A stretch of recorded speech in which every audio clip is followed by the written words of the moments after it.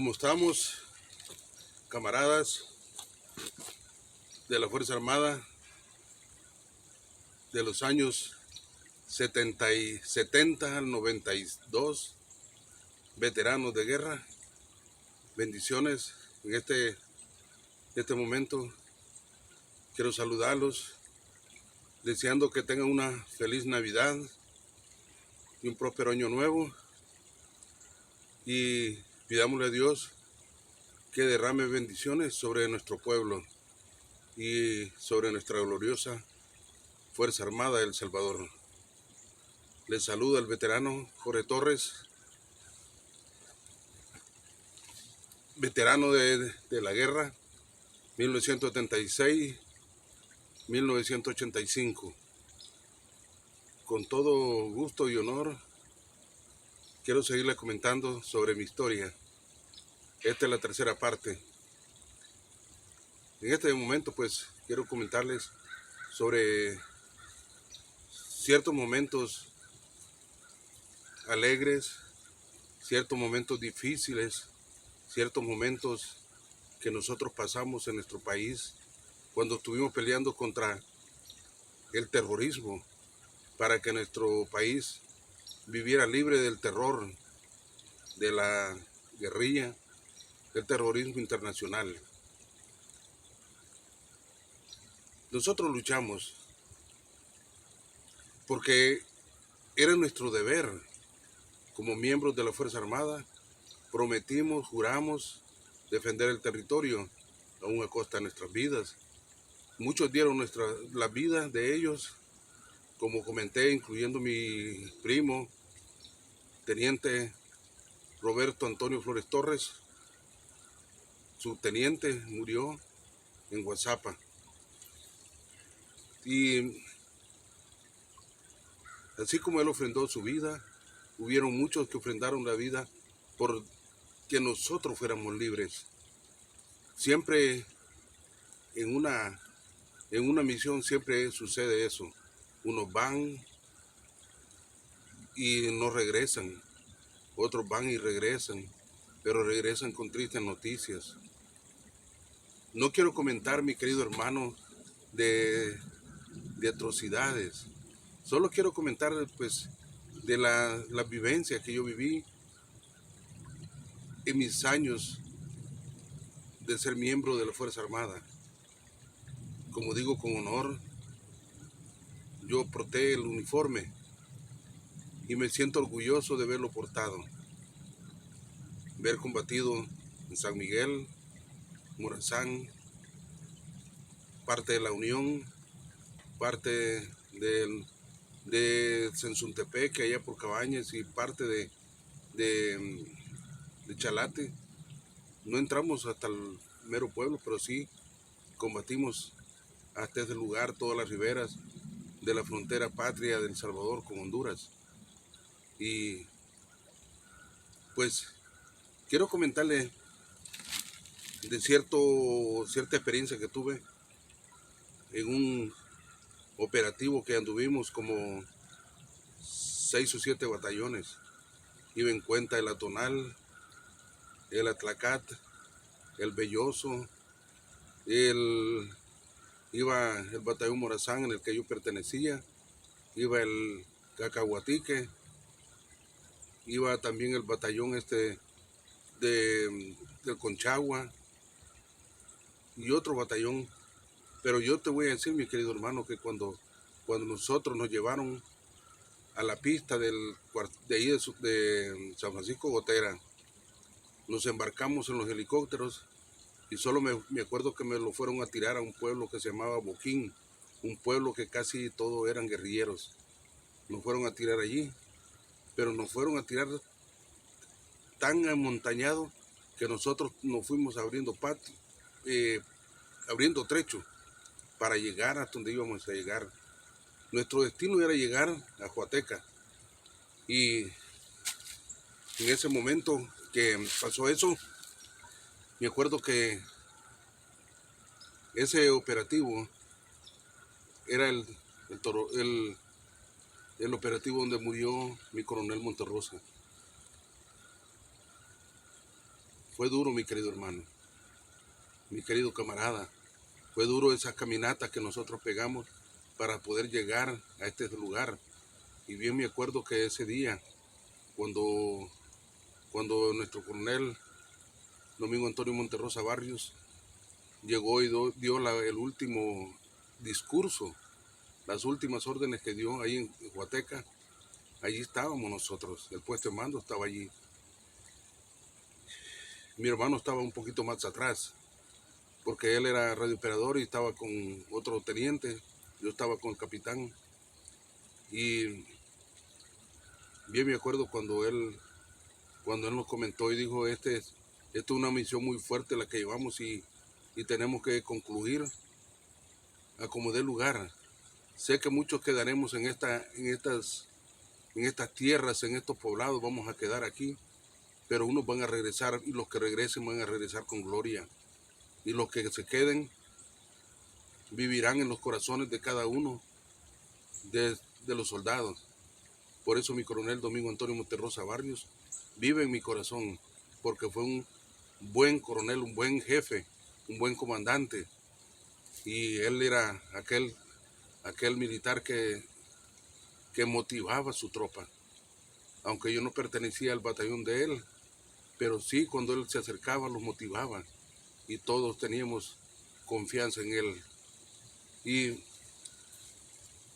cuando fuese ese discurso, pues a cada uno los dijo que teníamos que salir para los destinos que nos habían dado, las órdenes, y teníamos que cumplirlas. Y él se regresaba, porque tenía que regresar al centro. Lo vimos cuando él se levantó en el helicóptero. Unos dicen avión, pero es helicóptero. Se levantó en el helicóptero y nosotros lo vimos como unos 500 metros o 600 donde nosotros estábamos cuando explotó el helicóptero. Yo no te voy a decir que yo vi el lugar donde cayó, porque nosotros nos pusimos tan alerta que nos pusimos alerta en todo. Unos salieron para el lugar y otros salieron para las posiciones que teníamos, porque teníamos que cumplir. Pero yo me acuerdo muy bien que antes de que eso pasara, de esa operación, habían pasado helicópteros y aviones tirando papeles, panfletos que nosotros decimos, diciéndole a la comunidad de esos pueblos que salieran de ese lugar, Arambala, Mozote, Perquín, todos los caseríos aledaños, porque iba a haber un operativo que se llamaba operativo Limpieza, porque allí estaba lleno de guerrillas. Y nosotros habíamos pasado 2 meses antes por ese lugar. Y bien me acuerdo que estábamos ahí en el Mozote cuando nosotros vimos, cuando el helicóptero tiró esos papeles diciéndole a la comunidad que saliera, había puesto la fecha de cuándo iban a hacer ese operativo. 2 meses antes habían pasado tirando esos papeles. La población, sí quedaron de la población, pero fueron pocos, porque lo que yo me di cuenta de gente de ahí, de ese caserío, el Mozote, no había muchos, eran pocos los que habían, pero estaban allí porque la guerrilla los había amenazado que si ellos salían de ese lugar, los iban a matar. Y ellos decían, de todos modos, los quedamos aquí, los va a matar la Fuerza Armada, y los quedamos acá, o los salimos, los matan ellos, pues quedémoslos en nuestra tierra. Porque yo tuve la oportunidad de hablar con unos habitantes de ese lugar, y yo me di cuenta de que la guerrilla hacía eso. Los amenazaba para que no salieran, y los amenazaba para que los apoyaran. Y de ese modo fue que hubieron cierta cantidad de civiles, hubieron muertos, pero el culpable fue el terrorismo. Tal vez no la gente, los terroristas que estaban ahí, los subversivos, sino que el terrorismo que se dice el terrorismo mundial, porque acordémonos que en esos terroristas andaban chilenos, cubanos, argentinos, andaban nicaragüenses, andaban soviéticos, también incluso andaban americanos, andaban de todos los países, son los que llegaron a levantar ese levantamiento en armas. Nuestra gente, yo estoy seguro que ellos solo no se hubieran levantado, pero a ellos los engañaron. Y quiero comentar algo que también yo estoy muy 100% seguro. Los sacerdotes que anduvieron allí no eran sacerdotes en realidad sacerdotes. Fueron tal vez seminaristas que se salieron y eran partícipes, eran como decimos, que se habían ido a la alineación izquierdista. Los sacerdotes que habían eran de una denominación que se llama liberal, que esos dicen de que la libertad de los pobres es levantarse en armas. No, mi querido hermano, no es así. Para que el hombre pobre se libere, no es levantarse en armas, sino que es levantarse con el amor de Dios y saber de que Dios es el único que te puede ayudar, no son las armas. Por esas armas, por esas ideologías izquierdistas, fue que murieron muchos compatriotas de nuestro país, muchos que entregaron su vida, unos engañados y otros que estuvimos defendiendo nuestro territorio para que esa guerrilla no prevaleciera. Y lo hemos dado cuenta que la guerrilla de nuestro país, cuando llegó al poder, ¿qué fue lo que hizo? A terminar de destruir nuestro país. Llegaron, destruyeron puentes, destruyeron fábricas, destruyeron beneficios, destruyeron trabajos. ¿Para qué? Porque decían que la economía la iban a poder destruir así de esa manera. ¿Pero qué? ¿A quién dañaron? Fue a nosotros los pobres. Los ricos fueron ricos siempre, pero el terrorismo universal es el que tenía que hacer, destruir los puentes. ¿Cuánto costaba un puente? Era en aquel tiempo de los años 70, valían, el puente de oro, ¿cuánto habrá valido? Unos 3 millones de dólares cuando lo hicieron. Hoy en este tiempo vale por lo menos 300, 400 millones de dólares. ¿Cuánto vale levantar una fábrica? En aquel tiempo era poco, pero ahora para levantar una fábrica cuesta mucho. Entonces dañaron todo nuestro país, las estructuras las dañaron. Nuestro país todavía no se ha levantado. Yo no soy político, pero sí me duele lo que sucedió, porque por culpa de ellos murieron muchos camaradas y murieron muchos engañados, mucho personal de ellos que engañadamente los pusieron con las armas en la mano. ¿Cuántos niños murieron por culpa de ellos? Los entrenaron, niños de 11 años, niños de 8 años ya andaban con fusiles porque querían armar a como diera lugar a la población. No digo que la Fuerza Armada también no andaba jóvenes, porque yo entré joven, yo entré de 16 años, pero yo ya me consentí un hombre. Pero cuando ya fue la guerra, no agarramos menos de 16 años, pero sí, muchos murieron. Como digo, a mí me duele lo que pasó en la guerra porque murió mi primo, un muchacho que yo lo quería mucho, fue el mejor de mis primos que había. De ahí los demás no son mejores, pero el mejor murió de todos, porque ese sí se sabía que le gustaba la ley, le gustaba todo lo que era cabal. De ahí los otros no. Los otros hay uno que por ahí anda metido también en el gobierno, un familiar, pero hoy que ya está metido en el gobierno, se le olvida que nosotros, los que llevamos el apellido Torres, somos familia de él y no lo ve.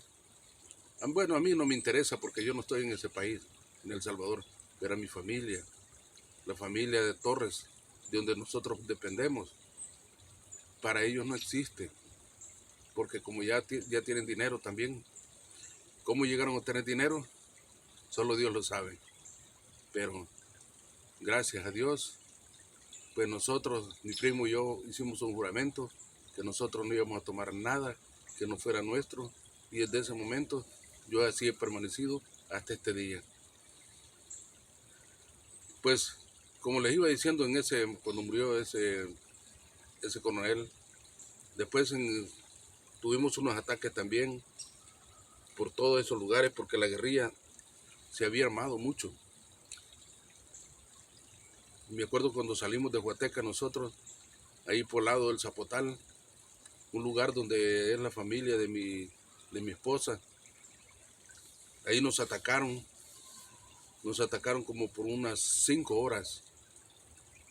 Un ataque muy fuerte, mi querido amigo, mi querido camarada, mis queridos,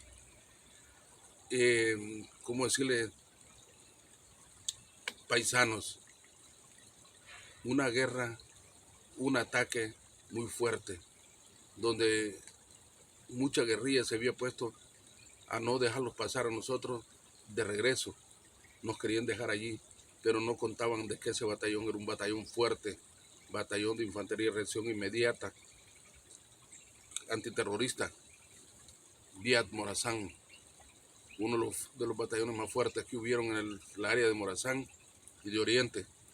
Por eso yo ahora les estoy comentando esto. Esta es mi tercera parte. Y me he saltado ciertas cositas porque quería comentarles esto. Porque muchos dicen de que mi coronel Monterrosa fue el culpable de la muerte de toda esa gente que hubo en el Mozote. No fue de todos esos. Porque les voy a decir que cuando fue esa muerte nosotros, cuando fue esa matazón que supuestamente dicen, y que ahí en una documental que están haciendo, van a alterar muchas cosas.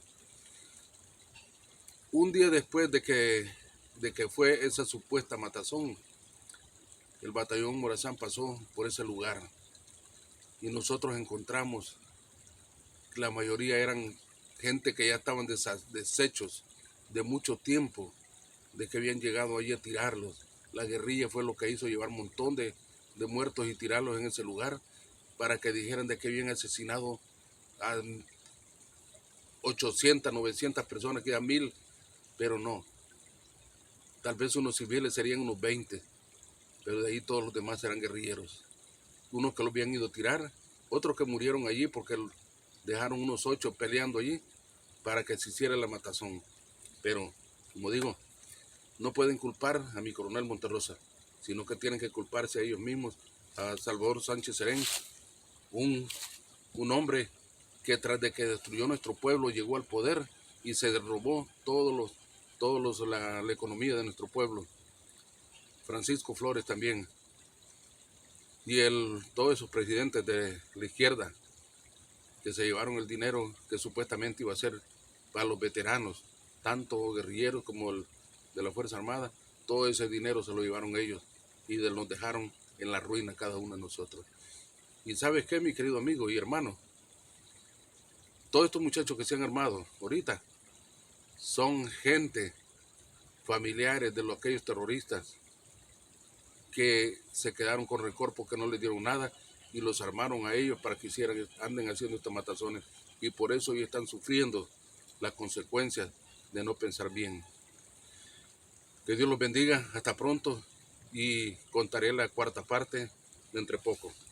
Hasta luego, y me estoy quitando porque la temperatura está como a 20 grados ahorita, Fahrenheit, como a 2 bajo cero.